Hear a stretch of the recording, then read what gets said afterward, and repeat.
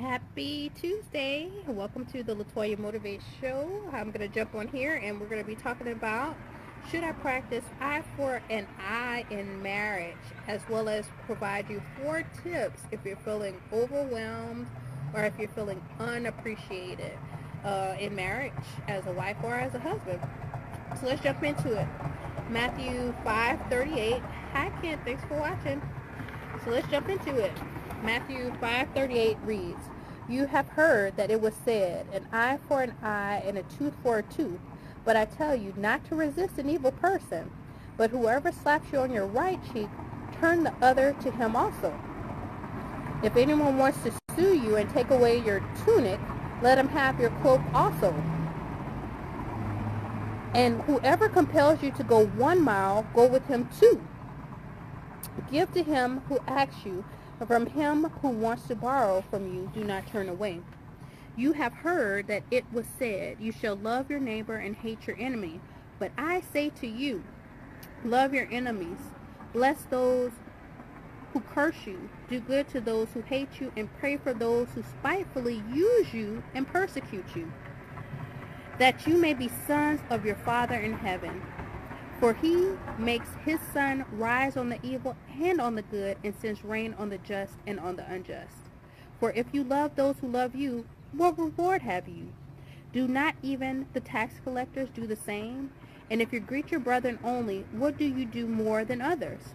Do not even the tax collectors do so? Therefore you shall be perfect, just as your Father in heaven is perfect also." So the question is, should I practice eye for an eye in marriage? And the question is no. You're supposed to go the extra mile, because if someone, anyone can love someone that loves them.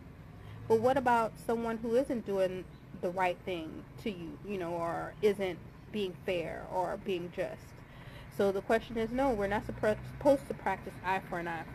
So anyway, this study, or this Latoya Motivate show, is a study about suffering. And I am assured that this is a revelation that comes from the Lord, because no one likes suffering. So to lighten the mood, I'll tell you a joke. A married woman died and stood at the pearly gates of heaven. When she met her maker, because absent with the body, present with the Lord, he said, ask any question at all, and I will answer, because I am God and I know everything. She asked the Lord, does a woman have a husband in heaven? Like marriage was when I was alive? And he said, no, there's no suffering in heaven. Anyway, that comes from Matthew 22:30. Because at the resurrection, people will neither marry nor be given in marriage. This was Jesus' response to a question concerning a woman who had been married multiple times in her life. Whom would she be married to in heaven was her question. And he replied that at the resurrection, people will neither marry nor be in marriage. So that joke is basically to say, in sacrifice, there will be suffering. In sacrifice, in the flesh, but with sacrifice and suffering, is love. It's true love. It's showing God's love.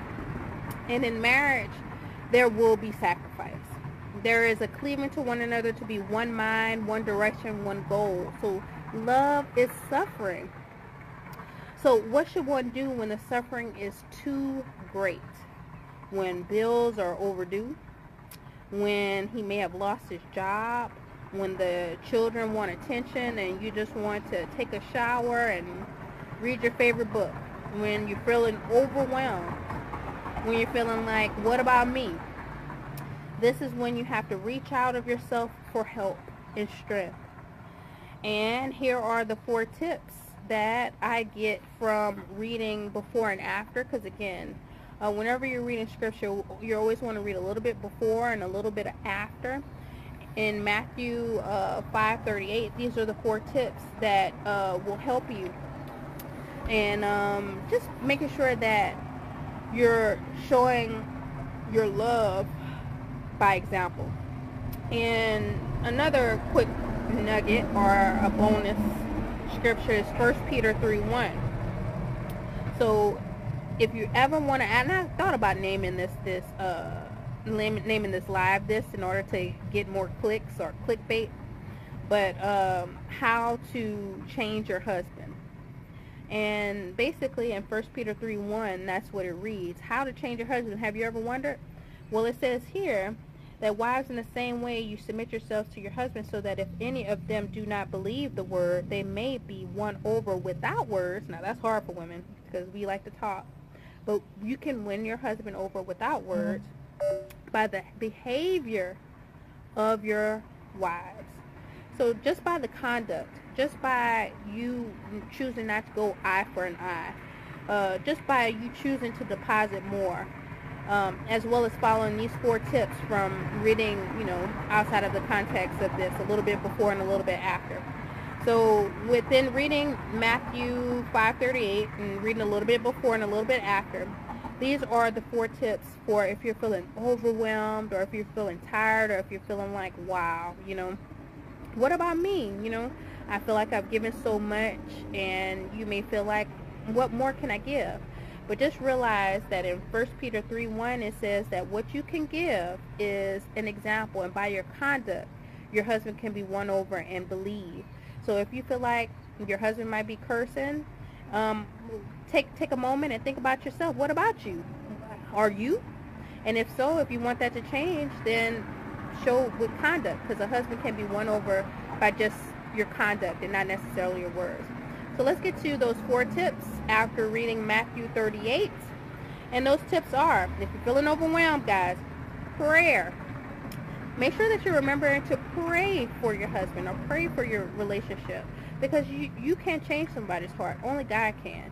So with prayer, you can definitely, I've done this before where I prayed, I have a mentor, and she told me, she was like, have you prayed for you and your husband's vision? Because both of you sound like entrepreneurs. Have you prayed for both of y'all visions to line up? I said, you know what? I haven't. I pray for everything except for that. So just knowing that you can pray for the vision for you and your husband to line up, and it'll happen. And boy, I tell you, God is good, because he just would randomly ask me stuff like, I've been thinking about a landing page, or I've been thinking about this, or I've been thinking about that, and I was just surprised how God would move in his heart without me even saying anything, which is hard again for women, but by just my conduct and just by prayer. Thanks for watching, Calandra. I just was talking about you. About visions lining up and how prayer is important. So again, the 4 tips that I got from Matthew 5:38 was prayer.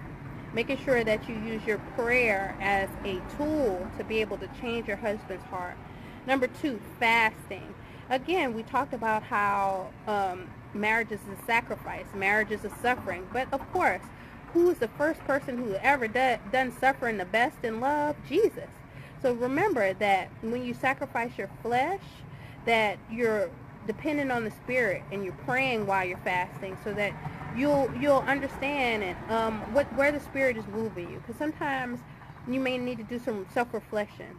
Sometimes when I've wanted my husband to change, I prayed and God told me, hey Toya, there's some things that you need to update, or download from me. So number 1, prayer. Number 2, fasting. Number 3, thinking about someone other than yourself, giving to the needy. And number 4, realizing that your treasure is in heaven. So don't worry. So just remember that it's very important not to practice eye for an eye. Why?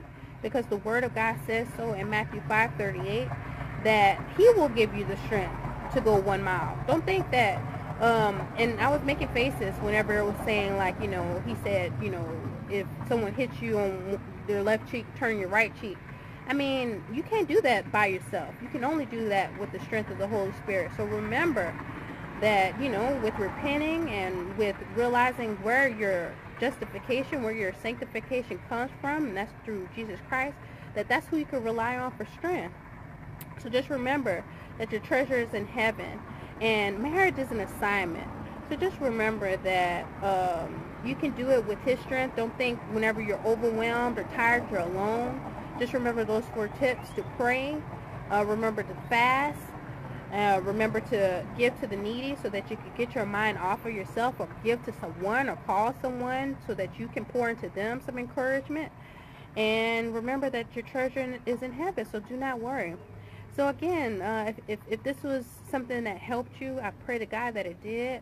Make sure that you give me a wave, give me a hand, give me some thumbs up, give me some likes, and don't forget to share, because this is one of the biggest things that we forget as wives, that we forget in relationships, and that's to pray for the other person. And just remember that as women, we feel like we want to talk, we want to communicate a lot, and that's fine. That's why I picked up journaling, as well as I just thank God that He sent a mentor in my life for me to talk to her. But sometimes what wins your husband's over, or what wins someone over in a relationship, is your conduct. So thanks so much for watching the Latoya Motivate Show, where I'm just encouraging and inspiring you to be the best person that you can be, as well as just enjoy everyday life, you know.